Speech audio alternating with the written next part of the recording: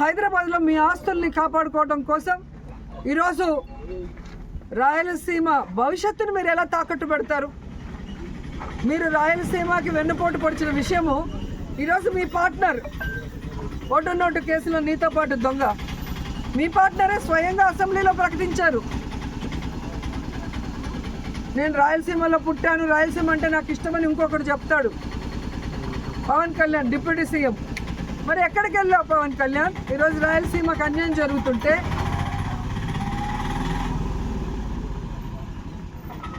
ఈరోజు రాయలసీమకు వెన్నుపోటు పోస్తుంటే చంద్రబాబు నాయుడు గారు ప్రశ్నించకుండా కత్తందిస్తున్నావా? దీనికోసమైనా నువ్వు పార్టీ పెట్టింది? దీనికోసమైనా నువ్వు కూటమిలో చేరింది? దీనికోసమైనా చంద్రబాబు నాయుడిని గెలిపించింది? ఇంకా 15 సంవత్సరాలు చంద్రబాబు నాయుడు ముఖ్యమంత్రి చేయడానికి పనిచేస్తూనే ఉంటారు. దేనికి? ఈ రాష్ట్రం అనేది లేకుండా, మ్యాప్లోనే ఆంధ్రప్రదేశ్ అనేది లేకుండా చేయడానికే ఆయనతో జత కలుస్తామని అడుగుతున్నా.